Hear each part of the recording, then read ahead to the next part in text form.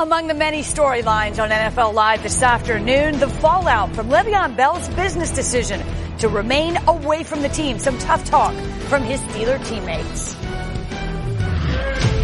Looking good. Standing tall and looking good. We out up here in Hollywood. That's all I need. Everything you got on every single thing. No cats. They told you the last time they were going to wear your uniform. How would you play? How would you seize this moment? Let us be great. Hey, it's all about that chip. Everybody here, we go walk. Play for one another. Play for one another. That's what we do. Let's go. Yeah, there it is. About time. Game day. Yeah. It is about time. And here's the good news. Welcome to the first day of the 2018 season. We are going to talk about nothing but football for the next 2 hours. So stay with us. Wendy Nix, Adam Schefter, Darren Woodson, and Teddy Bruschi. And where else would we start except the return of football? It is the Falcons and the Eagles at the Link. It's a battle of the last two NFC champions. They had very different Super Bowl results last year, divisional playoffs. The Eagles scored the game's final 9 points to beat Atlanta 15-10. It continued a tough trend for the city of brotherly love from Matt Ryan, who went to high school just outside Philly. He's 1-4 there. Only Eli has more losses there since 2008. And Super Bowl MVP Nick Foles gets the start for the champs. Carson Wentz not yet cleared for contact. Foles threw for 246 yards in the playoff win over the Falcons last season. He was there. He's still there. He'll probably always be there. Sal Paolantonio joins us from Philadelphia, where he should be. Happy football, Sal. Happy football season, a happy game day, Wendy, and to you and everybody at NFL Live. And, you know, in a lot of conflicting but beautiful emotions here at Lincoln Financial Field and in Philadelphia. The town wants to savor the Super Bowl. There'll be a celebration tonight. But the team wants to turn the page to the next season. So I texted Doug Peterson this morning, and I said, what did you tell the team last night about how to manage the conflicting emotions? And here's what he texted me back this morning. He said, I told them to relax and have fun. Let their personalities show and embrace the challenge. And one guy who needs to relax and embrace the challenge is obviously quarterback Nick Foles. It's tough to stand in for Carson Wentz once, but now he's got to do it again. Listen to Nick Foles. It's a new season. Obviously, that'll always be a special moment. It's one of the greatest moments in Philadelphia sports history for any sport.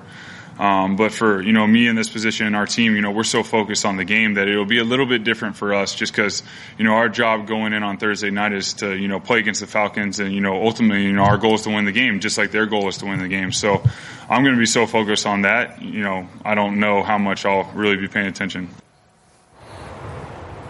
It was very painful to watch Nick Foles in the preseason. A lot of his teammates went up to him, trying to rebuild his confidence.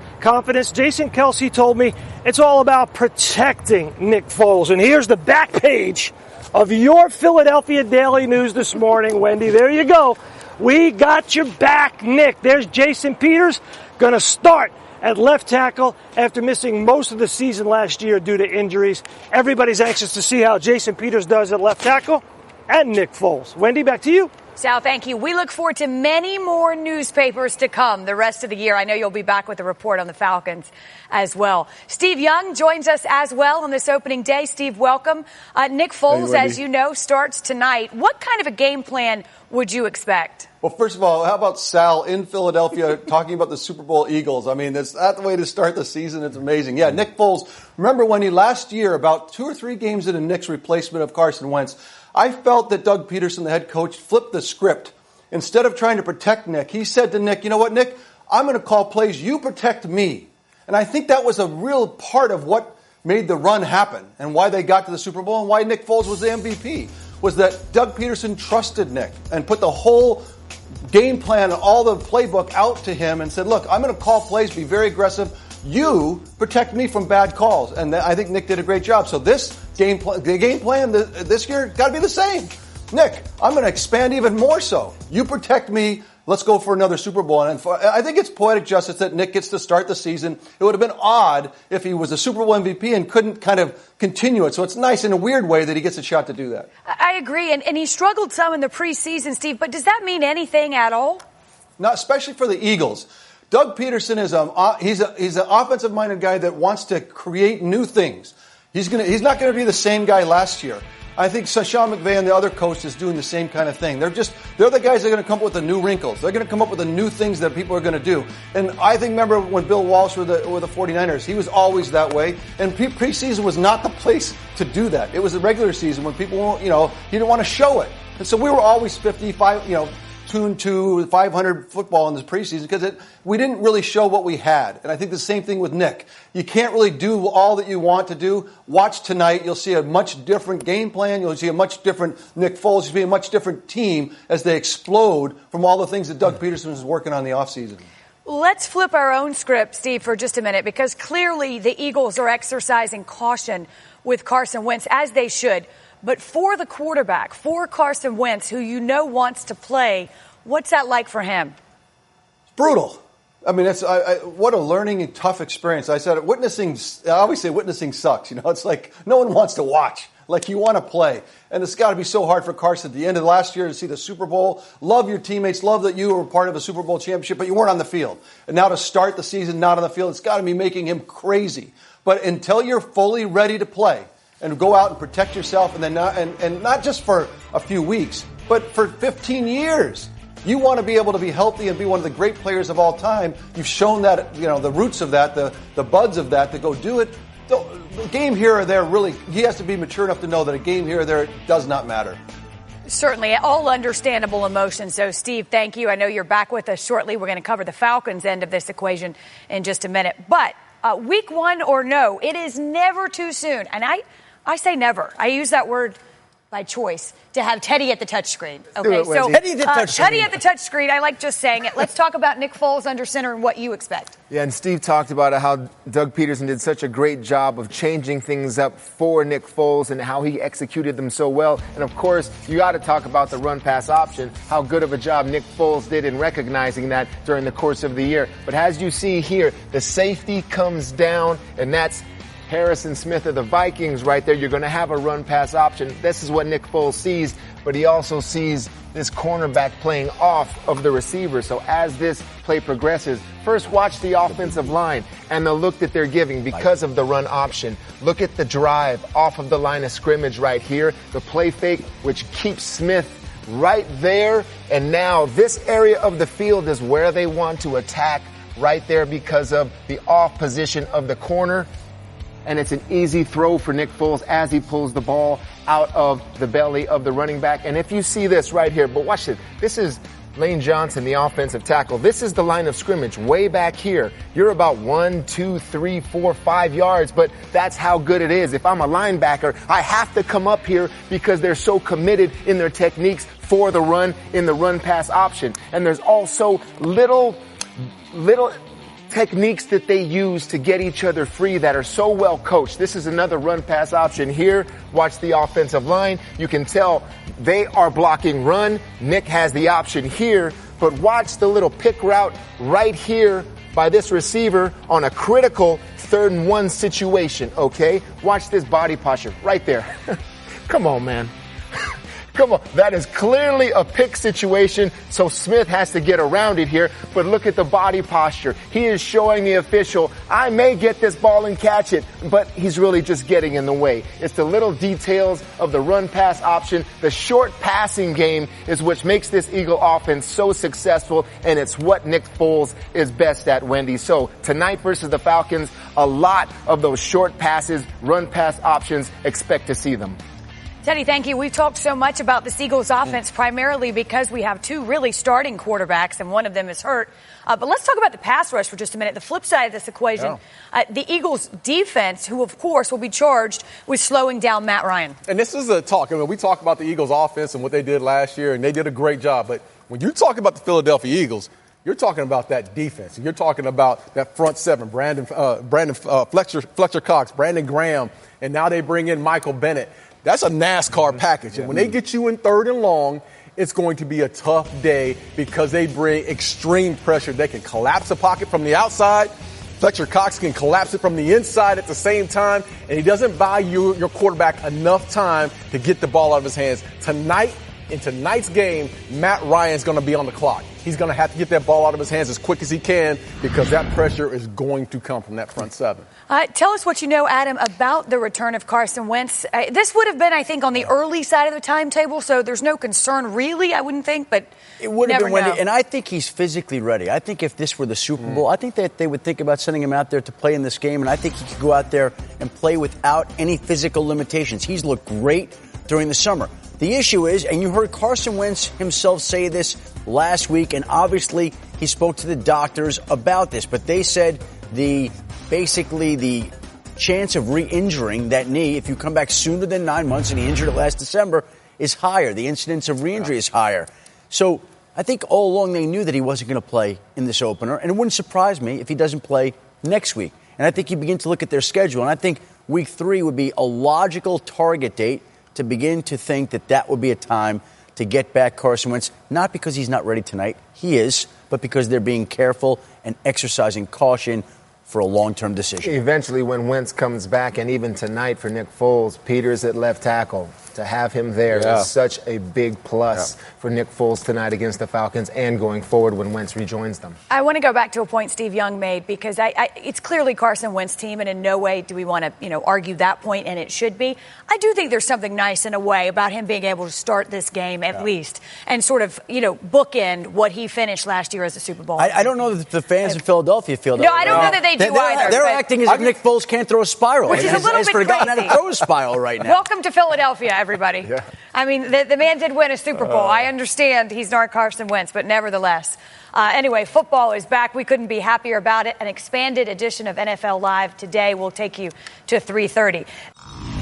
Our annual Week 1 Monday Night Football doubleheader kicks off. Matthew Stafford and the Lions hosting Sam Darnold and the Jets. That's at 7:10 Eastern. Jared Goff, Todd Gurley, and the Rams travel to Oakland to face John Gruden's Raiders in the nightcap. Both games simulcast on ESPN2 in Spanish, also available on the ESPN app. Monday Night Countdown gets us started at 5. All-Pro running back Le'Veon Bell told ESPN he's prepared to sit out a season or even retire if franchise tagged for the second consecutive year. The running back position, it kind of gets overlooked, and obviously I want to be happy for myself and a number that I'm happy with. The Steelers will apply the franchise tag to Bell. At the last moment, Le'Veon Bell said, "This is not a deal that I am prepared to sign." Bell believes that precedent is more important than him just taking a few extra $1 million. It just wasn't to be for Le'Veon Bell and the Steelers, but the two sides failed to agree on a long-term contract. When he gets here, that's when we'll start quantifying all Le'Veon Bell-related things. Right now, we just singularly focused on the guys that are here. His days in Pittsburgh are precarious at best. We also know how he's been utilized in the past by the Steelers organization. They have one of the best players who have ever played this position, and they rely on him heavily for the production that he can provide. But in doing so, you take away from his future years. Despite expectations earlier in the week that he would report in advance of Week 1, Le'Veon Bell has opted to stay away from the team and not sign his $14.5 million franchise tender. It's waiting if and when he does return. This was a snapshot of the reaction yesterday in the Steelers locker room. I think we're a very good offense. Football is the ultimate team sport. One person doesn't make or break you. So, I'd like to say that the linemen are more important than any skill position player, including myself on this team. So, we're more than this offense is more than just one guy. I just felt confident that he was going to come, but now that he didn't, obviously, it's Le'Veon over the Steelers, and we're the Steelers, and we're going to play as the Steelers. You throw some of that on my contract. That's how I feel about it. Is in the ultimate team sport, we've created a league of individuals in a sense. And I know the league is all about get your money, get paid. I love it, but my perspective is a whole lot different now. I'm in year 10. This guy, what is Le'Veon about to go into year 7? You're not getting younger, so win it, get paid next year. Now when it's game time and you know that you have $14 million looming out there and you're still not here and your team really wants you here, it's just at this point, we got Connor. I think we're just all grown up to finally accept things at some point, and you're just like, all right, you know what? If you don't want to be here, it is what it is, and hold out 10 weeks. It's totally fine with us. Like, as a team, we're totally fine. It takes 11 guys, not just one. Well, for more on the feeling within the organization, we turn to our Steelers reporter, Jeremy Fowler. And Jeremy, right now they'll play without him. What is the plan until and if Le'Veon Bell returns? Well, Wendy, the Steelers locker room has reversed course like Le'Veon Bell in the open field because yesterday there was so much venting and they were so angry that one player told me at his locker that Le'Veon Bell blanked us by not showing up. Blank, of course, being the choice word. But now it's all about the game plan and the Cleveland Browns. And I just spoke with guard David DeCastro a few moments ago. He said, we've got a little something to prove against Cleveland. Without Le'Veon Bell, if we don't get it done, there will be questions. And it's our job to eliminate all questions by blocking well. And so really the pressure falls on James Conner, who's had a great preseason. He said from his locker that he's been confident all his life. That's not about to change now. And the teammates are rallying behind this guy. Center Marquise Pouncey said, sometimes the stars align for young running backs. I hope they do for him because of his talent. Jeremy, thank you. And it's interesting because, you know, to say they reverse course is the case. If you saw the rhetoric and the tone from yesterday, and now if they're looking toward the weekend, that's fine. But Teddy and Darren, I'll start with you as former players. You know, I'll just ask you your reaction to hearing them call out Le'Veon Bell for what they feel like was letting them down. Yeah, I'm sure they got a dose from Mike Tomlin this morning about moving on or trying your best to move on and no more talking about Le'Veon in the media or something like that because yesterday was just all bad. That was just all wrong and something that I'm not used to seeing in terms of getting into people's business, Wendy, finding out what, you know, even talking about $14 million here, you make 7 times more than me there, all of that. They went wrong on Le'Veon, in my opinion. This is where you don't go in terms of a player's business, a player's status, a player's career that he's thinking about. A running back, Le'Veon knows that 30 number's coming up. Yeah. I mean, he's 26 right now, 27 in February. I've memorized this kid's age now. I've said it so many times that 26, 27, 28, 29, he has a certain amount of years before he's considered old at the running back position. So he has to maximize his value, and how they don't understand that is beyond me. Yeah, and you know, listen, I'll tell you, I was shocked. I was totally shocked by what I was hearing within that locker room because I remember a guy named Emmitt Smith held out in 1993, held out for 2 games. And we wanted him back as a team. We wanted him back. But he had to handle his business. And as a player, as a teammate, you as my colleague, I'm rooting for you to get paid because I know how short-lived this game is. I would never, not just myself, but in the locker room, it's understood. We back each other. We have each other's back all the time as far as negotiations with management. Once the deal is done, then it's done. We'll welcome you back. But we're never going to get in the way of this type of situation. How'd your offense do in those first 2 games and your record? We were 0-2. You were 0-2. Yes. Did that make any feelings on Emmitt go negative Absolutely at all? not. Absolutely not. Wanted him back, knew he was the best running back in the game, and knew he would make us a better football team. But business is business, and you always handle your business first. See, it's about solidarity, and again, this is a situation where we so seldom hear teammates question another team's contract. You could say, we think James Conner is going to be great. You could say James Conner is going to be an upgrade. You could say, we don't need Le'Veon Bell to win on Sunday. We're good enough to win without him. Yeah. You cannot bring financial, contractual information into the discussion. And Ramon Foster's been in the league 10 years. Then he should know that every player should be making every penny they can at every opportunity they can. And it's Le'Veon Bell's right to stand out and sit out as long as he wants, and there's enough blame to go around. The Pittsburgh Steelers made him a good offer, not good enough. Le'Veon Bell could have taken less, he didn't want to. They're both where they are because they made business decisions. And guess what? Football is a business. Right. And you have to live with those decisions. And Le'Veon's going to have to live with this. He's going to lose, 800? And the Steelers have to lose. Absolutely. They got to live with the decision. Let me ask you this, play devil's advocate for just a minute. Does it bother you that they feel this way? Because we know they're competitive. We know they want to win. We know they're a better team with Le'Veon Bell on that field. Or does it bother you that they were vocal about it, or both? It's okay to feel that way. Okay, I do think there's a distinction there. It's okay to feel that way because they're human and they do want to win as well, Teddy. Yeah, expressing it publicly is a different thing. Okay, fair enough. Wishing he was here right now. I mean, playing, man, I wish Lev was here. But hey, we got to move on. That's the way you got to look at it. I mean, so simple. It's very simple. Look, does it give Le'Veon any extra motivation to come in earlier? It doesn't. Probably not. If anything, it's validation that they don't understand, so I really have to look out for my career and my future value. So maybe I do just come in for those 6 games. And looking forward, how is it going to be? Exactly. That's the key. Looking forward, if he does come back. And he'll come back, and he'll come back this season.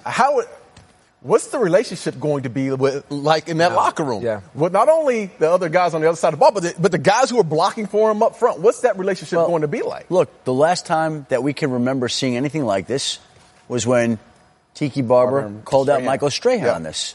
So how did they go on at that point in time? And how do you go on? Do the offensive linemen owe him an apology? Does he owe them an apology for basically... Apology for what? Sticking to, well, they think that he wronged them. They said he basically stuck it to us. Because he didn't show up on Wednesday. It's unbelievable. Who were they to hold him hostage? I mean, somehow this is going to have to be squashed. Correct. It has to be because... If he comes in and says, okay, I'm here because there's a 2-week exemption, Adam. Is that what we're saying? I mean, he's got to get 6 games in. Correct. Somehow, some way. He's going to get that in so he can be eligible to be a free agent. So somebody's going to have to block for him. Who does help sort of smooth the waters, if you will, when he returns? Because we know even though his days there are numbered, he's coming back. That's the head coach. That's the head coach, and that's the quarterback. That's right. The quarterback's got to step in and say, absolutely. Until he does. What's the remedy here? Because they're not the same team. They're still a very good team. The remedy here is you got to go out and beat Cleveland. Because I think the organization has to look at this now in terms of the Pittsburgh Steelers and that how much of a distraction is this going to be for us? If we struggle offensively versus Cleveland, if we barely only beat Cleveland by, it's 10-7 and a running game isn't going well, or if Cleveland pulls off an upset. Yeah, which is very possible because this is week 1 and we've all got a lot of hope and a lot of players have a lot of hope even in that Cleveland locker room that we're different now. We're different now. We've got a better quarterback. Our defense is going to play better. We can go and get this win. So going forward in terms of is it easier to somehow, some way cut the cord from Le'Veon? Somehow you got to tell your locker room he's not coming. And when he does, we'll deal with it when he does get here, but stop thinking he's walking through that door because he's not. To quote Rick Pitino. Yes, absolutely. Well, I tell you what, speaking of Cleveland, Jarvis Landry had this to say, and I will say the juxtaposition is interesting because now you have an opposing team supporting Le'Veon Bell. He says Jarvis Landry on Le'Veon Bell, just pay the man, which sort of stands in contrast to what his own teammates said yesterday. So the team that they're playing this week, he's got more support from his opposition than he did from his own teammates. And there's something wrong with that picture right there. Yeah. James Conner, I know the organization has had some high praise because that's what they're going to do in the absence of Bell, but the one encouraging thing is he looked strong this summer. And last summer, he looked indecisive. He looked uncertain of himself. But I think this summer he looked stronger. They feel better about him going into the season than they would have at this point last year. And, of course, last year Le'Veon Bell reported on Labor Day. Right. So it was not an issue that they had to find out how good James Conner was or wasn't last year. But I think that they feel confident and praise James Conner as much as you want. Listen, I think James Conner is a very good football player. And I think he's going to have a bright future in this league. But, let's talk about Le'Veon Bell, who he is on the field. Right. I mean, because if I'm on the defense of the Cleveland Browns, I'm going, Lord that he's not here. Stoke the fire. Because he's exceptional. He's special. Le'Veon Bell. 406 touches last year. 406 touches last. That's saying something about how special this guy is. Not only in the running game, in between the tackles, and we know how patient he is as a runner. He can explode on you anytime. You can line him up at the wide receiver position. He makes defenses.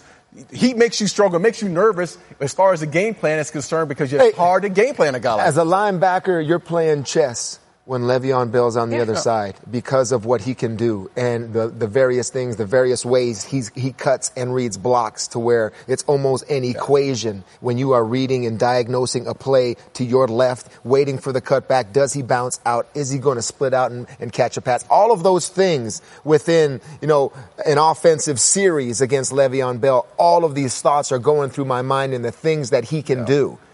I'm not thinking that way with Connor. I'm not thinking that way right now because Le'Veon Bell, is top 2 in terms of running backs in the National Football League. Does his absence, even in the short term, or his return when it happens, and by that I mean the discord that may or may not accompany it, change your view of the Steelers as a contender?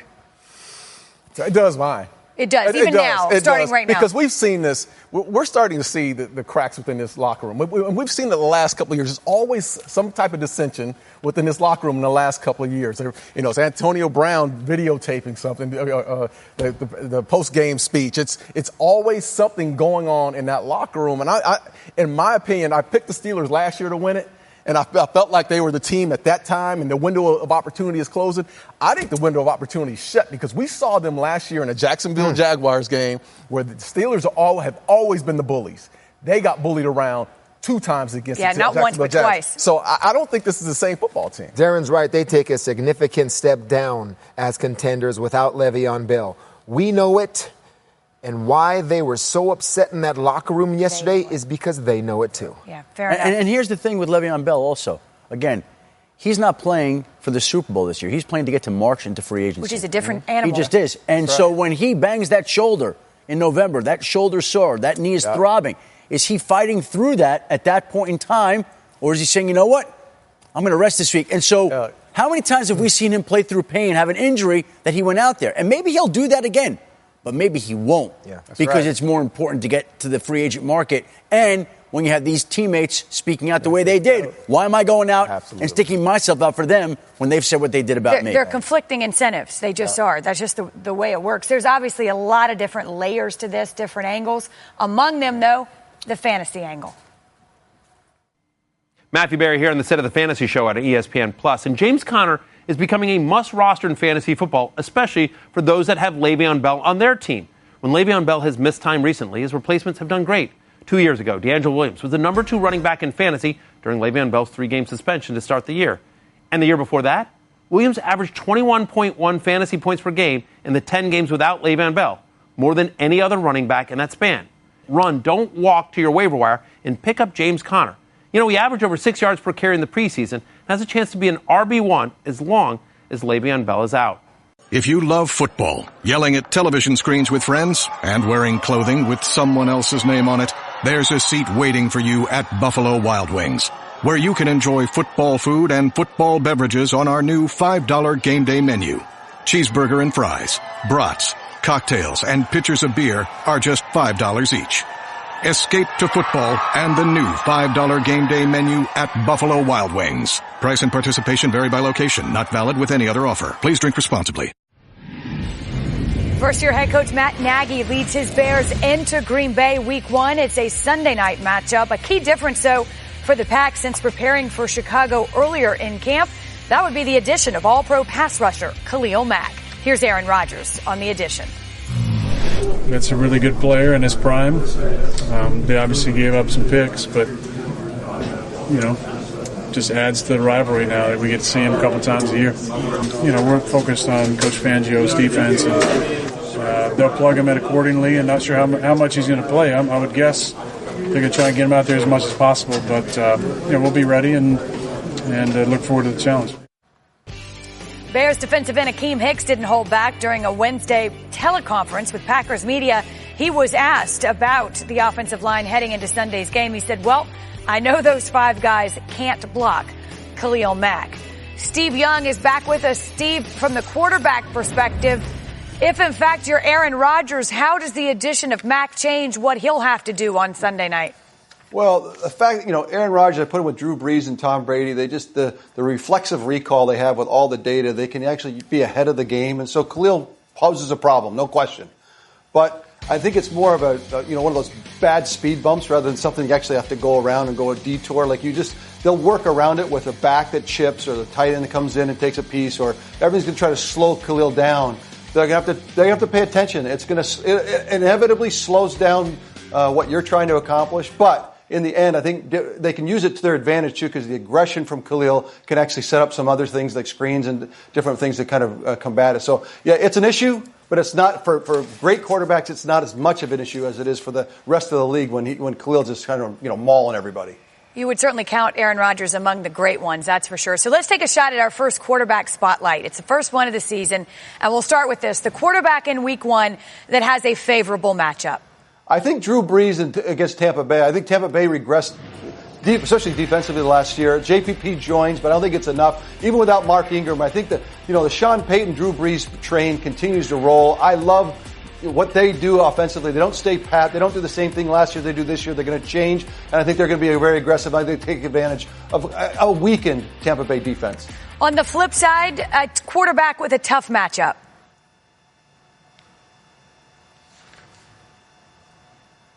I'm having a tough time hearing you, Wendy, but I think it was Eli versus the Jags. I think the matchup, Jacksonville has no weakness. I mean, they really have nothing in their defense. As good as defense they have in the league right now. I think they're going to New York. Tom Coughlin's going to have something. I mean, Eli gets Saquon Barkley. He gets OBJ back, but this is a new offensive line, a new play caller. I don't like that matchup against the Jacksonville Jaguars on opening day. All right, Steve, hopefully you can hear me. A quarterback you want regardless of matchup. There we go. Look, you guys is a running joke from last year, but, I mean, he's 41 years old, but until further notice, it's going to be Tom Brady because I'm waiting. I mean, the whole world is waiting. Can you be 41 and still be an elite athlete to do things? I mean, all you have to do is drop 5%, and you're not an elite athlete anymore. And at 41, you're going to stay in that elite. I don't know. I just feel, look, and Tom Brady, he loves the fact that I don't have any all-pro receivers. Like, don't worry about it. Bill, I don't need any all-pro receivers. Just make sure Gronk's healthy. Make sure you pay him, and we're all going to be good. We'll see you in the Super Bowl. He's an amazing guy. It's amazing, and I agree. Until proven otherwise, there's no reason. If it's not broken, don't fix it. How about a potential breakout quarterback this week? I'm going to say Derek Carr because I'm so intrigued by this John Gruden hire. John's been around the league very close for 9 years, taking in all the best stuff. Does he go back to be that, the West Coast guy, the early 2000s when he was in Oakland and Tampa Bay? Or is he going to be really explosive? Is he going to go fast-paced, slow-paced? And more, not even about Derek Carr, it's just really Derek Carr and John Gruden. I think this is a breakout because I really want to see what they're going to do. I think that marriage is going to go very well. All right, Steve, stay with us. We're going to play your favorite game. Quarterback bingo's coming up. All right, so sit tight. Adam Schefter, though, right now with a quarterback storyline we should be watching. Wendy, it's the return of Deshaun Watson, the Houston Texans quarterback. He goes into New England where he went last year and nearly upset the New England Patriots before later in the season tearing his ACL. He is now bouncing back from 2 different torn ACLs. He missed 9 games last season with that torn ACL. But when he was in there, the Houston Texans looked as good as any team in the AFC. He looked like he could compete for the MVP of the league. And so now he's got a chance to go into Foxborough to try to lead an upset over New England. We know that Tom Brady always is a contention for the MVP. And if Deshaun Watson can find a way to upset the Patriots in his return back from that knee injury, we'll put him right in that conversation early in the season for later on. It would spell big things for the Texans. Adam, thank you. Finally, Matthew Berry, quarterback, love, hate. Thanks, Wendy. One quarterback I love this week is the Rams' Jared Goff, who's playing Monday night against the Raiders right here on ESPN. Look, the Raiders' pass defense ranked near the bottom of the league in pretty much every football category last year, and now they just lost Khalil Mack. Pretty sure Jared Goff's going to have a clean pocket on Monday night. Last year, Goff tied for the NFL lead in passing touchdowns on the road. I expect the Rams to roll and Goff to be a big reason why. I have him as my number 7 quarterback this week, ahead of guys like Russell Wilson, Kirk Cousins, and Ben Roethlisberger. Speaking of Cousins, he's the one quarterback this week that I'm down on as he faces the 49ers at home. Cousins is traditionally a slow starter. Last 3 years, Cousins has never been better than quarterback 23 in fantasy over the first 2 weeks of a season. Look, I get the 49ers were a bad defense last year, but I think that benefits the running game more than the passing game. Vikings had the second highest rush percentage in the NFL last year, and if they can get the lead, I don't know if the volume's going to be there for Cousins. He's my number 15 quarterback this week, behind guys like Tyrod Taylor and Andy Dalton. Thank you, Matthew. Jaguars quarterback Blake Bortles, who has long been the target of criticism, received a contract extension during the offseason, and yesterday he received a show of support when meeting with the media. Yeah, it's just a shirt that came out last year, actually, and today, our first day, I felt like, showing love. Where'd it come? I think some guys on the team made it, and I got one. Everybody didn't get one. I think it was an offensive O-line thing. Yeah, and I got one. Border service. He's he's servicing. He's a servant leader to us. You know, he just said, "No, don't kill my guy. Don't do that to my guy." Right, true. He's a servant leader. You know, a leader of the team. You know, he serves his team. You know what I mean? He our quarterback. That's a man happy to have gotten that tank top. You see how proud he was to got a free tank top? Yeah, he did. He's like, I think it was an O-line thing, but somehow I ended up with one. That's a lot of tank tops. All right, listen, nevertheless, it was a show of support for his quarterback. So, listen, for the sake of argument, who would you put on a tank top for? You know who I like support, somebody who needs a little boost. Who may need a little boost? I'm going Mitch Trubisky in Chicago. All right, fair enough. I think that we are not. There he is right there. Put him up with a little tray and put a football up there because he's going to serve his team really well this year. That offense that Matt Nagy's bringing, it is just going to be exciting to hear the way he talks about it and the excitement in contrast to what he was in, to what he's going to be now. Creative, fast-paced. I'm looking forward to seeing him this year. All right, fair enough. Look at that tank top. I'm going to go with Tyrod Taylor in Cleveland. Because I like that too. Listen, he was casted out last year from the Buffalo Bills. It felt like it even took the Buffalo Bills to the playoffs last year. They let him go, and then the Cleveland Browns pick him up. And we're still thinking that Baker Mayfield is going to be the guy and that Tyrod Taylor is just a stopgap quarterback. I'm a firm believer that he wins. He won this job. He will be the starter this year. And don't be surprised in week 1 if Tyrod Taylor gets that win. I'm a Tyrod Taylor fan. I'll tell you this, too. I know it was time for Patrick Mahomes in Kansas City. Okay, I got it. He does not need a tank top, okay? Everybody's excited about him. You know who needs a tank top? Alex Smith. 8 touchdowns of at least 50 yards last season. He aired it out when they said he couldn't. Oh, come on. You're all about sympathy. No, You're just like the... excuse me. You're looking for the story all the time. Who needs a boost? I am not a softie. You are soft. What is Tyrod Taylor? He needs a boost. What's yours about? Mine. The same darn thing. No, yours is different. Of course, because it's mine. Yeah, because it's mine. That's why it's different. First of all, they look like, I don't know, bibs more than they do tank tops, nevertheless. Not really a tank top. Yeah. But, sometimes you need a little boost. I'm not wearing one for Darren Woodson anymore. Let's take a look at the Modelo Gold Standard stat. The Rams traded for Brandon Cooks, and for good reason.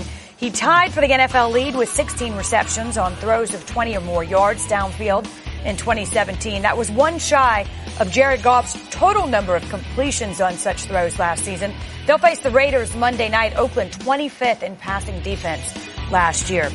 Which brings us to our pass catcher spotlight. We've talked about the quarterbacks, now the guys to whom they'll be throwing. Teddy, a pass catcher in a good spot to succeed. You just set me up really well. Because I'm going Brandon Cooks right there. Brandon Cooks in the Los Angeles Rams. I mean, you said it, the 25th ranked deep pass defense with the Raiders last year, and the pass defense just got worse because of their lack of pass rush with Mac being gone. But this creative offense from Sean McVay, you never know what you're going to get. And what you're going to get is all of a sudden this kid running down the field and Goff hitting him deep. I think he has a big day at the Raiders. Fair enough. How about a pass catcher in a tough spot?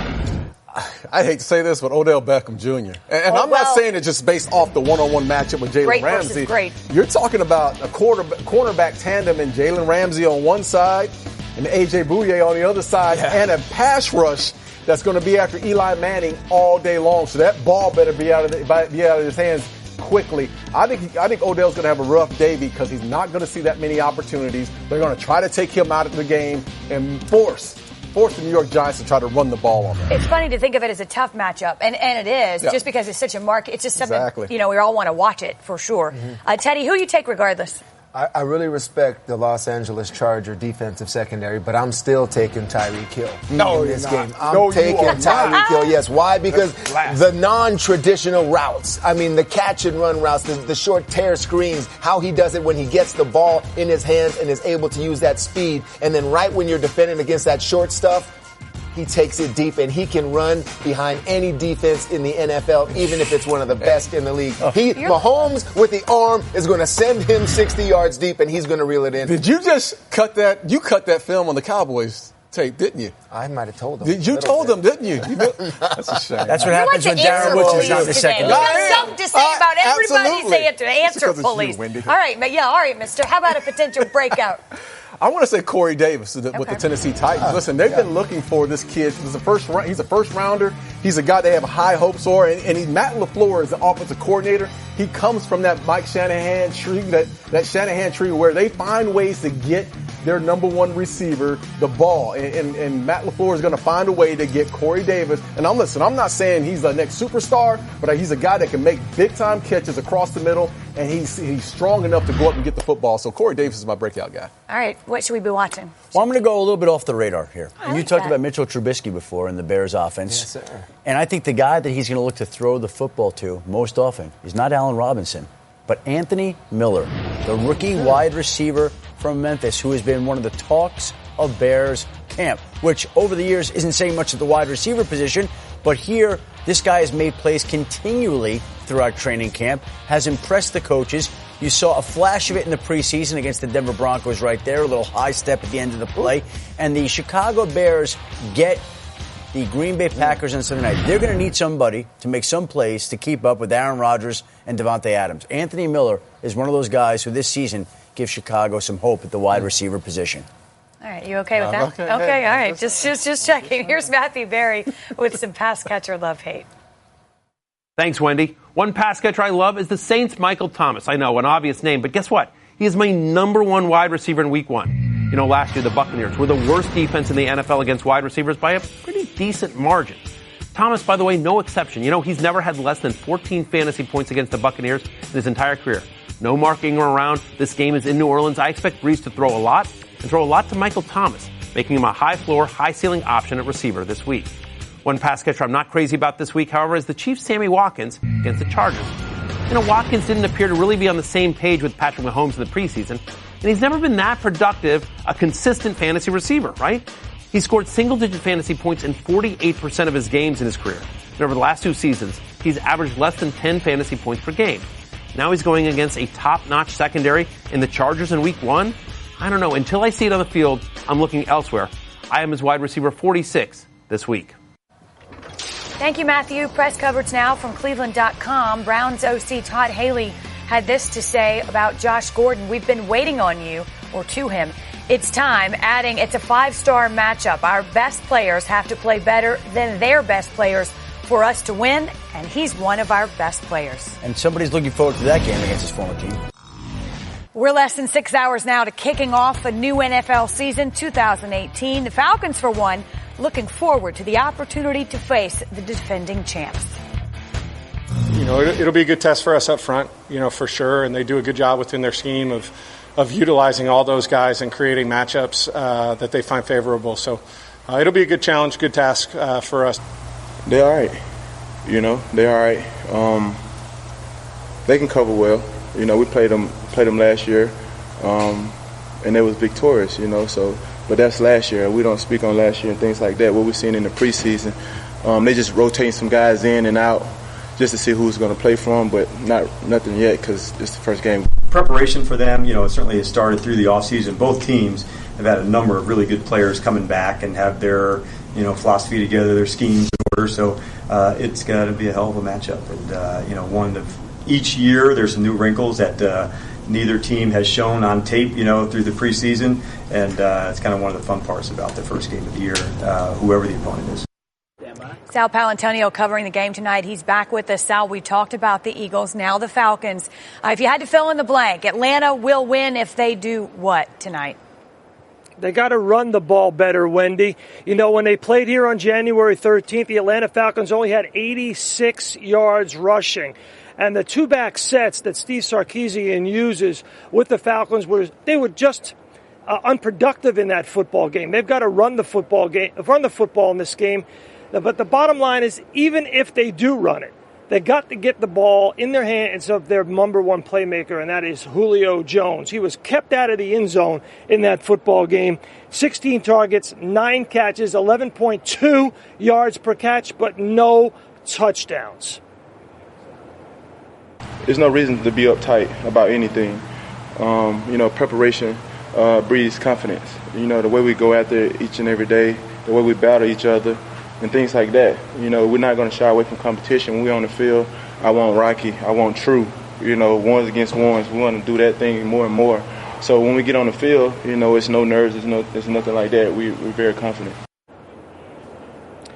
A brief word, Wendy, about the weather conditions here. You know, you look at the play-by-play for the divisional playoff game on January 13th. Wind chill was 21. Well, here at the confluence of the Schuylkill Expressway and I-95, the concrete jungle in South Philadelphia, it has been a blast furnace. Right now it's about 100 degrees on the field. Feels like about 110. Game time's supposed to feel like 90. Humidity near 100%. Really hot and humid. And then a threat of thunderstorms throughout the game. Sal, only you, my friend. Complete coverage. Let me ask you this. Scale of 1 to 10, how much are you looking forward to this game tonight? 27. Okay, that's about what I figured. All right, Sal, thank you. We'll talk to you again shortly. We will bring back, though, our Hall of Fame quarterback, Steve Young. Steve, year 2 for Matt Ryan and Steve Sarkisian's offense. How much of a difference will that make? It's got to make some difference, Wendy. I think that even Kyle Shanahan's second year was better, but they've got to find that explosiveness that they had under Kyle Shanahan. That's the big difference. If you talk about, you know, kind of yards per attempt and TD to interception ratio, those are two kind of big stats that I watch for explosiveness. Those are both down with Steve Sarkisian pretty significantly, and both need to be kind of at the level where they were with Kyle Shanahan, because that explosiveness is what the difference between a playoff team and a Super Bowl team. And Matt Ryan really needs to be in the mix of those. When I say Tom Brady and Aaron Rodgers and Drew Brees, I should say Matt Ryan. And then Matt Ryan's got to step into those shoes, and Steve Sarkisian's got to help him with his year 2 consistency. There's no question this is a very good Atlanta team, but every team has an Achilles heel, something that could stop them short. What is that for the Falcons?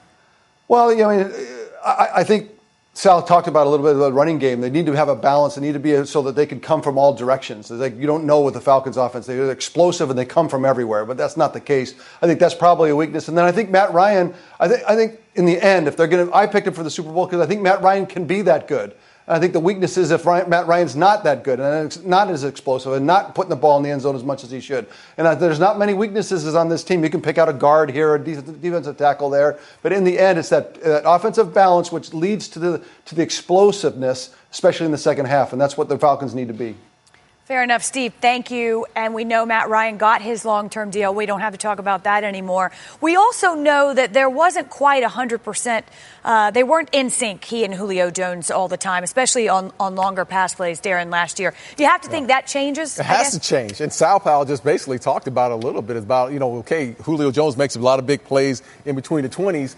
But he has to make those splash plays. And when he's your number one guy, he's your best player on the football team, when it's time for him to make the big plays, he's got to make them, especially when they have obvious mismatches. And here you have one right here with the safety, Kurt Coleman, one-on-one shot in the end zone here. You got to make these plays because it's an obvious mismatch. And here you go again with the safety in the middle of the field. Big-time football players make these plays. And Julio normally makes these plays. You got to capitalize. You can't drop balls. You can't have overthrown balls. You got to make those big-time plays, and this is what you want to see.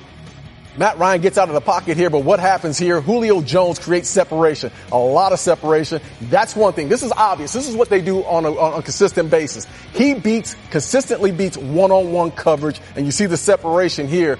But what you want to see with Julio Jones is not only the separation and not only the catch here, but you want to see him get in the end zone. Here, he's just running out of bounds again. Get him in the end zone, make the big splash plays, and that changes the course of the football game. You know, you saw him drop that touchdown pass against Carolina. We've heard from Sal and others the increased emphasis of getting him the football in the red zone and scoring touchdowns.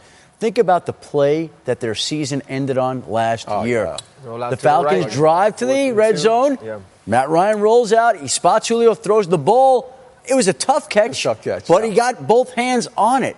Yeah. And you want to be that man. Sometimes you got to make those plays. And again, he should have had more touchdown catches. They need to get him a better. They need to do a better job. They need to do a better job in the plus 20, especially in the red zone. That's where so they have to be better, and he has to be better in the red zone. Both. Yes. How about the defense? What's the Falcon defense have to do better? Well, I'll tell you about the Atlanta Falcon defense and NFL defenses in general week 1. ever since the collective bargaining agreement was renegotiated. Week 1 is probably the worst week in tackling throughout the season. Week 1, because of the lack of work that all of these players have had in the preseason in terms of live contact for 4 quarters. So with the Philadelphia Eagles, fast forwarding to this game being offense where you have the RPOs, you have the quick throws, you have the catch and run type of screens, tackling by linebackers like Deion Jones, Devondre Campbell, Duke Riley, those short zone defending players, that how they break up and tackle. Fundamentals. We talk about all these schemes, but the fundamentals are lacked upon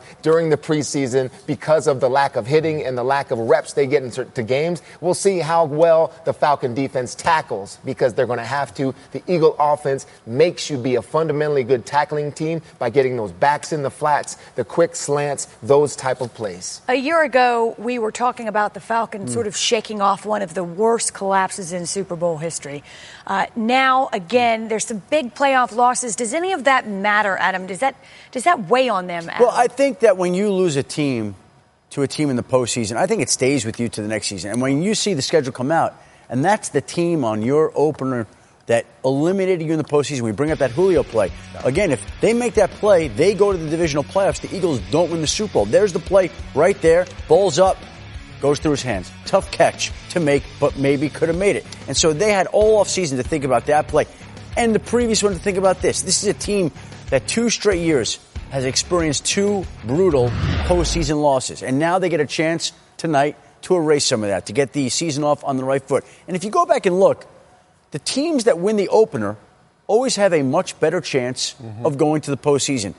Again, makes sense, 16 games. This is one of the 16.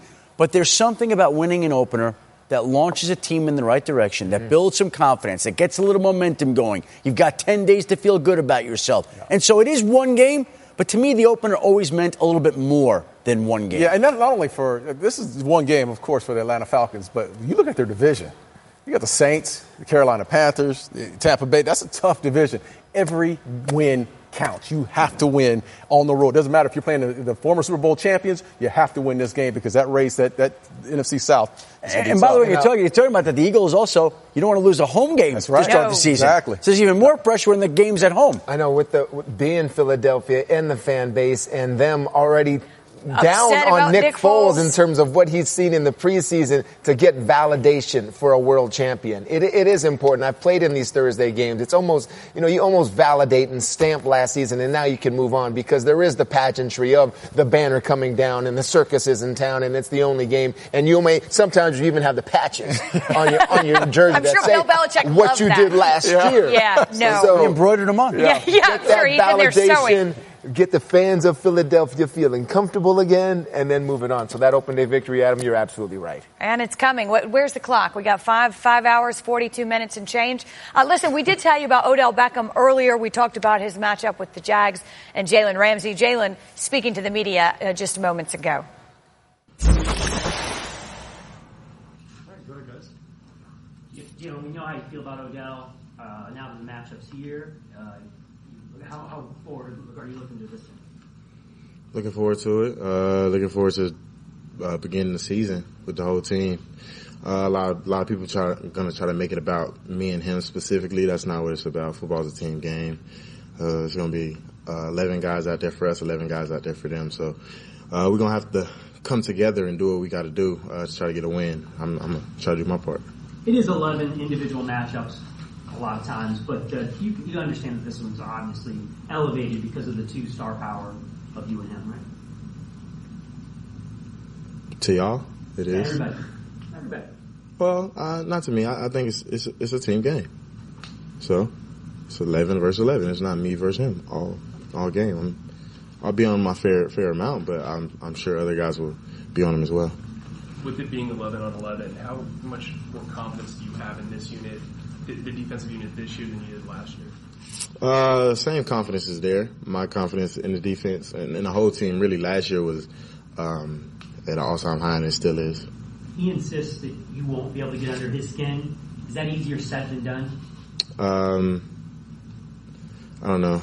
I don't know. Why do you have such an unbelievable knack to get to guys? I don't know. Again, it's not about me. It's about the team. So But do you really, I guess your ability to do that, or your draft time ability, is sort of starting to take on like mental proportions a little bit. I mean, do you see that? Do you understand why kind of people think that, or no? I don't know. It don't really matter to me either, though. My play is what really gets people talking, to be honest with you, and then that's just extra on top. I mean, I'm gonna be me. So I don't think that's something that we need to continue to talk about week in and week out. Like, I'm gonna be me all the time. So. Are you okay with the way people view you, or do you not really care? Not too many people truly know me, so doesn't really. I sleep good at home. You kind of adopted maybe. I think you said it in one of either the GQ piece or one of the others, that the villain role, that you enjoy that and you're fine with that. I mean, why? Because I got a beautiful girlfriend at home, beautiful baby girl, family that supports me, teammates that support me. What people who don't know me think about me doesn't affect like how I live my life, how I go about being who I am. I'm not gonna change because somebody doesn't like me. Like, there's a bunch of more people in the world. Curious whether you came up. Listen, we appreciate Jalen Ramsey in whatever form he comes, right? He's a great player. He's a great interview. But somebody has told him, hey, listen, toe the line, especially when it comes to Odell Beckham. This is a team game. It's not about you. And to his credit, he apparently listened. That's an imposter. Because he didn't. That is not the Jalen Ramsey that we know. I'm trying to give the man credit for towing the company line. He went to Doug Marrone and Tom Coughlin University. He did. And if we had stayed there for 20 more minutes, I would guess the train would come off the tracks. I'm disappointed. But he held it. Come on, I'm Darren. disappointed. He's Just bring the Jalen back. That's what we want to say. That's what's made him the guy that he is. Bring him back. You'll see him on Sunday. But you know what? He was killing him, but he wasn't taking that bait. He wasn't going to take that bait. Wasn't eating the cheese. No. And Odell Beckham, to his credit, said the same thing. What's going on with these fellas? They're playing nice. We'll watch Sunday. And we'll see what watch happens Sunday, then. and we will see what happens. I just saved hundreds of dollars by switching to Geico. I should have done this years ago. Disclaimer, traveling back in time is physically impossible unless you know how to build a functioning time machine. Then by all means, travel 25 years back in time, switch your car insurance to Geico. You could save a bunch of money. While you're there, please prevent your younger self from wearing that sleeveless tuxedo t-shirt, parachute pants, and glitter high tops to your senior prom. And at long last, rectify this horrible crime against nature. Geico is absolved of all liability if you destroy the fabric of time and space. Geico. 15 minutes could save you 15% or more. This time last year, Ezekiel Elliott was in a courtroom fighting a 6-game suspension that was ultimately served. With his legal situation behind him, the Cowboys say Elliott seems lighter and a bit more focused, even if he plays with a bit more of a chip on his shoulder. I'm definitely going into this year with a chip on my shoulder, and I think I have a lot to prove. So I would say with my preparation this offseason, I was more focused and, just ready to go out there and prove what I can do on the field. I want to prove I'm the best back in the game, and that's what my focus this offseason was. All right, our focus is on the running backs as we switch gears to the running back spotlight. Darren, start with you. The running back in the best matchup. I'm going with Melvin Gordon out in San Diego, out in the Almost. LA Chargers. Look, I watched last year when you looked at Kansas City, not only last year but in the preseason, they have gap responsibilities. They don't take care of their gap responsibilities. Melvin Gordon is going to have opportunities within the inside run, on the outside, in the quick screen game. He's going to have a big game this weekend. I like Melvin Gordon. That's my fantasy back. Let's go. You like him. That's right. How about this then? Who's in a tough spot, Teddy? How about tonight? All right, how about Devontae Freeman Freeman right and the now. Atlanta Falcons? It's defenses. We thrive on emotion. And emotion. It's going to be an emotion-filled night tonight for the Philadelphia Eagles, and Fletcher Cox leading the way with that defensive front up against that Atlanta Falcon offensive line. I just see defensively the Eagles, Jim Schwartz aggressiveness coming through, shutting down Freeman. They stopped him last year in the divisional. I think they have success against him this week. A running back, Darren, you want regardless. Todd Gurley. Oh. Regardless, because he gives you a little bit of that Le'Veon Bell feel, runs the ball in between the tackles, get him out on the edge on the perimeter, can do a little bit of everything, catch the ball in the backfield. He's going to have a big game this week. That's the one thing. He's rested. He didn't play much in the preseason. We're going to see him come out on fire this week. I love the fact of what Todd Gurley, and he's got a big contract as well. So it's, maybe his pocketbook's going to be a little too big, heavy. Real big. Real big contract. Yep, big. Who can break out? Well, how about a guy that broke out last year in Alvin Kamara, but now it's just him in terms of his running mate not being there and Mark Ingram because of the 4-game suspension, I believe. I mean, Kamara is ready to handle the load, at least for the first 4 weeks, I believe. I mean, will Sean Payton implement him that way? But that's a question. But out there as a receiver and running the football, this guy can do so many things. He's one of the toughest tackles in the league. He's not the biggest back, but still very, very elusive. I like what he can do this week versus the Buccaneers. Again, Mark Ingram serving a 4-game suspension. That will be the first 4 games this season. A storyline with regards to running backs, Adam. I think we're going to go back to James Conner because he's the running back that everybody's going to be watching this week and the man that's going to replace Le'Veon Bell on Sunday. A lot will be put on him to find a way to maintain what Le'Veon Bell has done through the years in a tough matchup for the Pittsburgh Steelers. This is going to be a tougher game than people realize. I think Cleveland's going to give Pittsburgh everything it can handle. Cleveland hasn't won since what? Johnny Manziel played quarterback? That was the last time the Browns won a game. So it's going to be up to James Conner to keep the Steelers in that game competitive. And I'm just telling you right now, Cleveland's going to play a good game on Sunday. I agree. I think we expect it, and Pittsburgh better expect it. Here's Matthew Berry with some running back love-hate. Thanks, Wendy. One running back I love this week is the Bengals' Joe Mixon against the Colts. Last year, yes, Mixon struggled, but he did average over 5 yards per carry in his final 4 games. The Bengals have improved the offensive line this offseason, and the Colts have been a below-average defense against running backs for 4 years running. He dominated touches last year for the Bengals when he was healthy, and he had 109 yards from scrimmage when he faced the Colts last season, his second highest total of the year. I have him as a top 10 running back this week. One running back I'm not crazy about this week is the 49ers' Alfred Morris against the Vikings. Look, I'm still high on Morris for the year. He's my RB20. But I would look for other options this week. Vikings allowed the fewest fantasy points to running backs last year, and Morris is going to split reps with Matt Breida. While I do think Morris overtakes Breida as the years go on, splitting carries on the road against the Vikings is not a recipe for fantasy success in Week 1. He's my RB37 in PPR this week. All right, that brings us to first time of the season, right? Take your pick, I guess, because we haven't had any games. All right, we'll do tonight's game, shall we? Take your pick. And we'll start with this. Teddy, for you, we got Nick Foles, who will start in place of Carson Wentz against that Falcons secondary. Who you got? Already the Eagles fans are down on Nick Foles based on what they saw in the preseason, but I'm going with Nick Foles, and I'm going to take him because I just trust Doug Peterson and the scheme that he's going to implement against this Falcon defense. Look for those short throws laterally and over the middle of the field, about 7 to 8 yards. Also those quick slants off of those RPOs. He's going to keep it simple for Nick Foles. Maybe he'll take a shot down the field, but I think Nick Foles is going to have a recipe for success. And pick up right where he left off. All right, let's talk linemen, shall we? The defensive line for the Falcons is O-line of the Eagles. Now listen, I'm going to go with the Eagles' offensive line in this one, and it's based off of what we've seen last year. Jason Peters was lost most of last year. He comes back this year to start. This year, Lane Johnson, another bookend, left right tackle, guy that can make big plays. And then Jason Kelsey in the middle of that team at the center position. They have an offensive line that can dominate up front.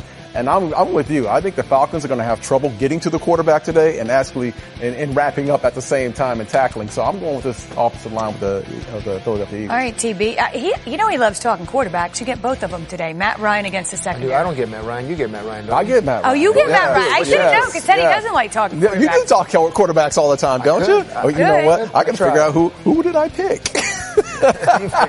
I'm going Matt Ryan in this one. Look, I like Matt Ryan simply because of the weapons that he has around him. You got Julio Jones on one side. You got, Mohamed Sanu and then Devontae Freeman. You got multiple talented guys that are on the outside. He can dink and dunk with you. He can throw the ball deep down the field. I think Matt Ryan has some get back against his Eagles today. I think he puts up big numbers. Can we see it? Can we see some fourth quarter red zone touchdown? I'm not saying they win this game, but I think Matt Ryan has a huge game. All right. Well, you might. We're going to pick this game a little later, but no spoilers just yet. How about these Eagles running backs? Now it's Teddy. Versus the linebackers? I know this is you. Whenever against I can these linebackers. Take Yeah, I know better. Linebackers. You know I'm going to do that right now, Wendy. I'm going to go these linebackers. I don't even know why we have this up. A little bit undersized, Duke Riley, Deion Jones, Devondre Campbell. But I love Deion Jones and the player that he is. He's turning into one of the best linebackers in the game. Can't wait to watch him play tonight.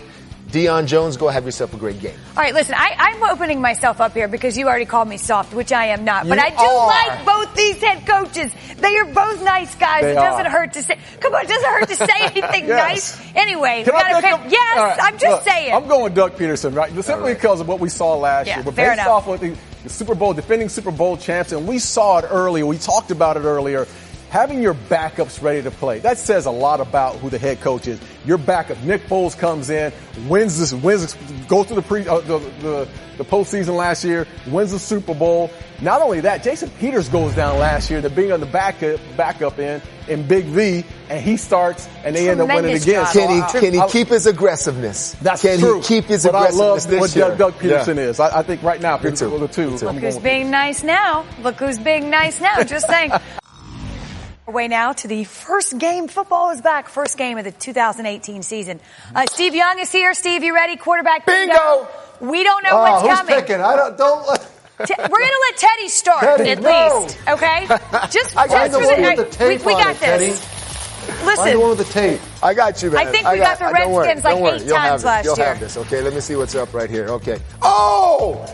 San Francisco 49ers. Jimmy Garoppolo. Jimmy Garoppolo. You love me. You love me. will he pick up where he left off, Steve?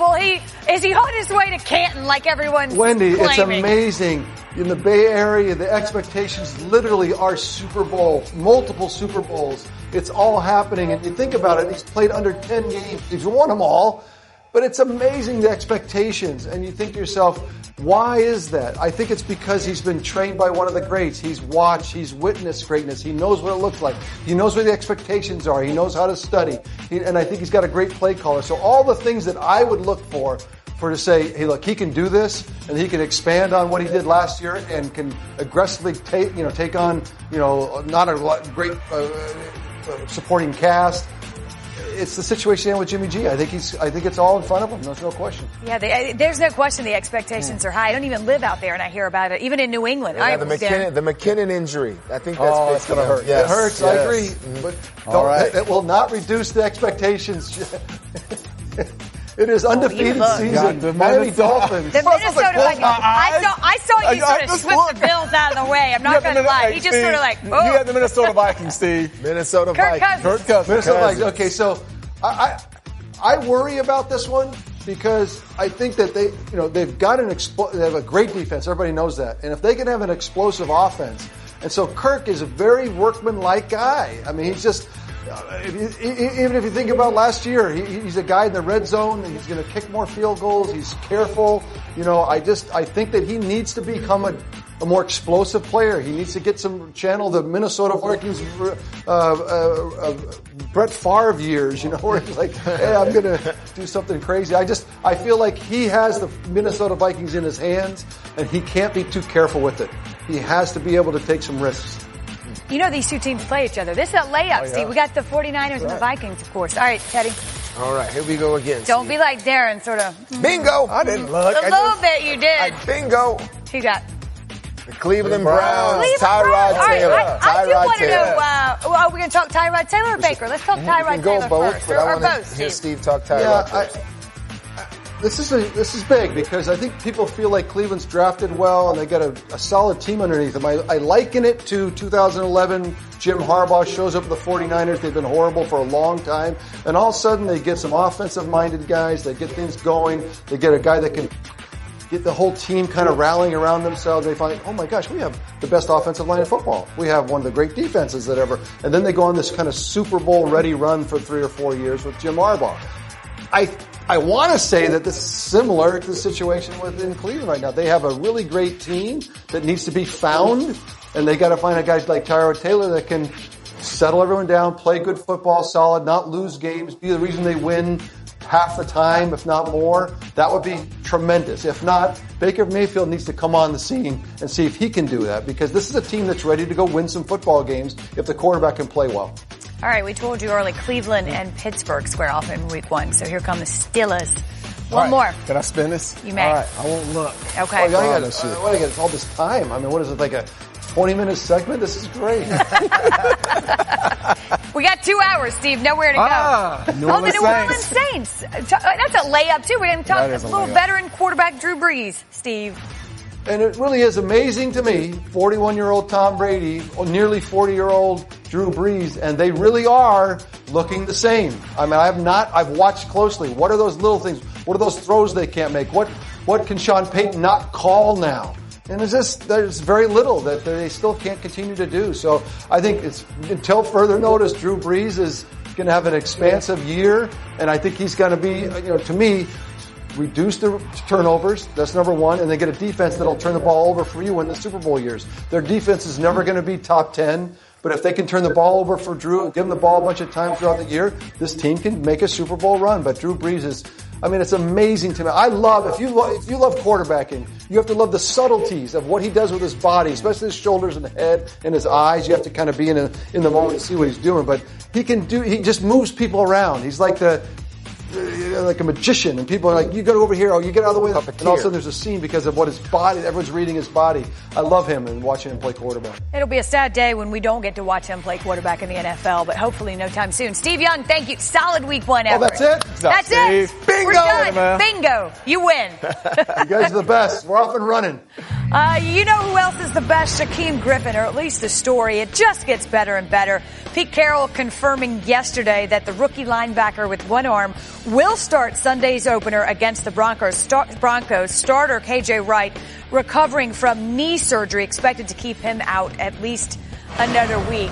And Adam Schefter joins us now from the Domino's pregame headquarters. And Adam, what was the story of the NFL draft? Now a chance to be a big story in week one. Well, it is a big story in week one, Wendy. And anytime a fifth-round pick would go on to win a starting job in the regular season opener, it will be a big story, as it is. But in this particular case regarding Shaquem Griffin, the story becomes even bigger. The 141st overall selection has wowed Seattle all through training camp, enough so that the Seahawks are going to start him on Sunday. He's already playing with his brother Shaquille Griffin. And so they don't have the Legion of Boom anymore there in Seattle. That has been disbanded at this point in time. But they do now have the Griffin brothers out there, and Shaquem Griffin will be starting at the linebacker position. It will be one of the great stories of opening day on Sunday. No question. Earl Thomas also, we know, has now reported, Adam, doesn't necessarily mean we see him week one, will we? Yeah, he expects to be out there right now, and I think the Seahawks will play him against the Denver Broncos. Look, he kept himself in good shape, and he came into camp in shape, ready to go.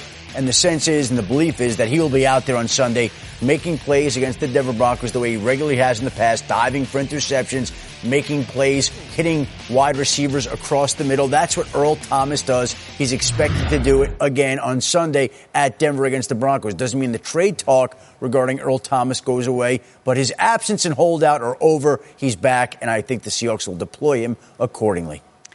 Elsewhere in Denver, Adam, huge expectations for rookie Royce Freeman. What can you tell us? This is the guy that seems to have captured the interest of the Broncos, their fans, and the fantasy world. Third-round pick has done well enough to earn considerable playing time. The sense is that he will start on Sunday for the Denver Broncos. Devontae Booker's there. But you saw the way that Royce Freeman rolled off tacklers in the preseason, got into the end zone repeatedly. Did a great job running the football against some tough defenses, even if it was the preseason. Showed burst around the corner. That's Royce Freeman, and that's why he is expected to have a significant role for the Denver Broncos starting Sunday against the Shaquem Griffin and Shaquille Griffin-led Seahawks. I love it, Adam. The Griffin brothers. Thank you.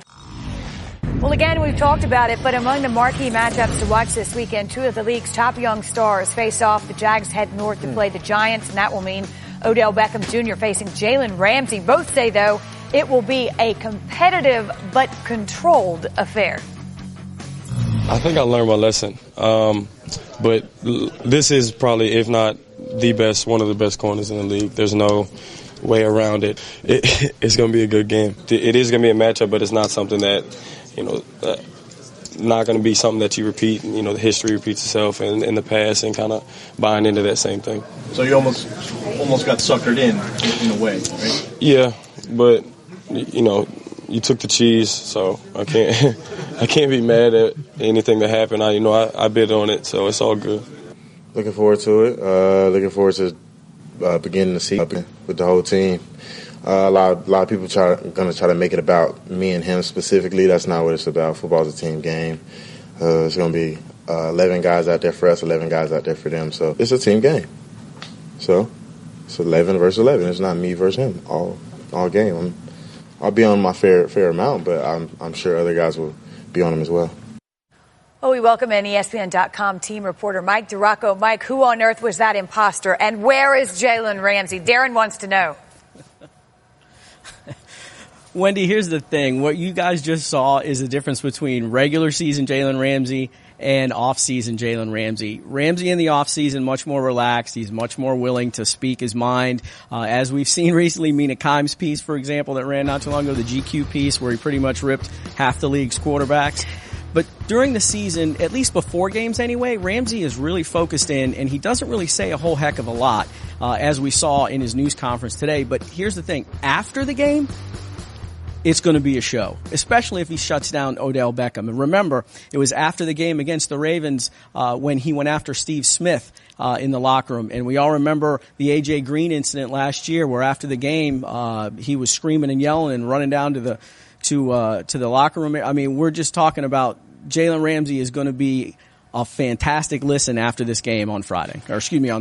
Jalen Ramsey Unplugged. He also, though, found his way, I believe, Mike, to the injury report. Is that the case? Yeah, he has some ankle soreness. I've been told he did not suffer an injury in practice today. It's just been a lingering soreness, and if you're not participating in 100% of the reps, you have to be listed on the injury report. So they listed him as limited, but it's not anything that's expected to keep him out of the game on Sunday against the Giants or impact his play at all. Thank you, Mike. Yeah, I would think it would take a lot more than that to keep him anywhere but on the field for this game as we get ready for our defensive spotlight. We know we have to start with Teddy here. Teddy, a defensive lineman you're watching and that we should watch. Yeah, if we're talking defensive line, you got to go straight to Los Angeles for the Rams when they play the Raiders, and it's Ndamukong Suh and Aaron Donald. And if you're a fan, guys, of offensive linemen being picked up off the ground and thrown into the backfield, watch this game. I mean, who isn't? And just watch the line of scrimmage because those two partnered up. I mean, it is so unique and so special, the damage they're going to be able to do. I mean, I may not watch the quarterback once watching this game when the Rams are on defense because that's how exciting it possibly is to watch those That's going to be fun. Those two back there together. I mean, who would ever have thought? Ndamukong Suh in Los best Angeles. in the game. Yeah. Crazy. All right, again, Teddy, linebacker to watch. Linebackers, I'm going more to a linebacker unit because what they did in Chicago, I was already excited about. I like Danny Trevathan. I Roquan Smith, the draft pick, but now you go ahead and add Khalil Mack. What they can do in that 3-4 defense of the Chicago Bears going up against Aaron Rodgers and the Packers this week. This is just exciting. If Leonard Floyd on the other side can get any production, this can be one of the best groups in the league, but I'm looking forward to watching Khalil Mack in a Bear uniform, but even especially Danny Trevathan always makes big plays. Looking forward to watching this entire group. All right, a defensive back, Darren, on your radar. I like Patrick Peterson, and I know we've been talking about him for years, and he's been dominant at the position. He's doing it. You bring in Steve Wilks as the head coach, who's a former defensive back coach, and there's a different energy about Patrick Peterson. I saw him in the preseason game against the Cowboys. He's playing differently. Now, he's not just, lining up, trying to shut his guy down. He's playing his zone coverage is great. He's coming up and making big tackles when he has to. There's a different look with Patrick Peterson. And, of course, he's going to be one of those guys he's going to be a ball hawk. But I'm looking for him to take some of those interceptions back to the house this year. All right, Adam, a defensive storyline. I think you look right back to the Jacksonville Jaguars. We've had Jalen Ramsey uttering the word team today. Team. But the fact of the matter is we've got a lot of great defensive players on that Jacksonville defense, including A.J. Boye and the other corner who will be up against somebody like Sterling Shepard. Maybe they want to put somebody on Evan Ingram, the Giants tight end.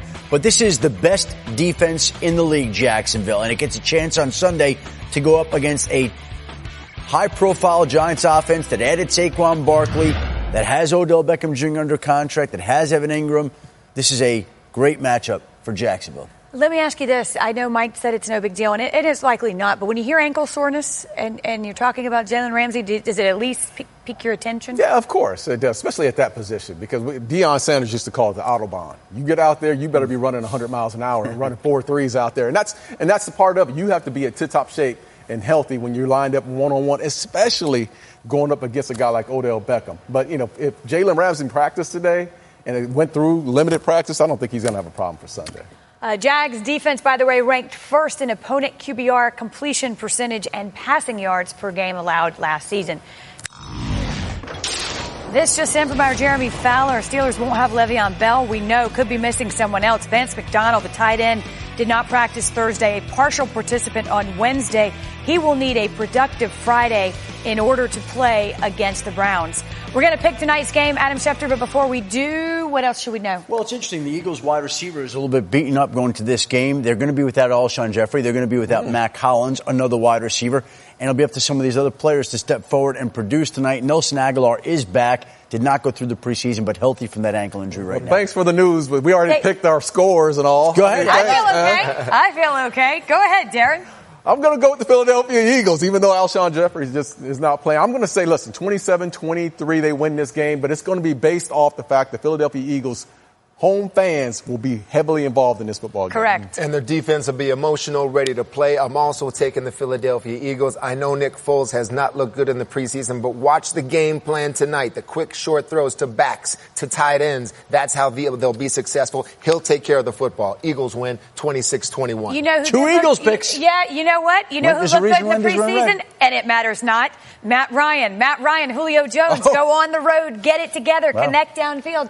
I've got the upset. I got the traveling team, 24-17 Falcons. They can get in the end zone. I'd like to see Wendy go get a hoagie in Philadelphia right now. But know what? Yeah, no, they're throwing things. Don't throw it. Listen, football is back. We're ready for a great year. We hope you'll join us every step of the way, all the way to Atlanta.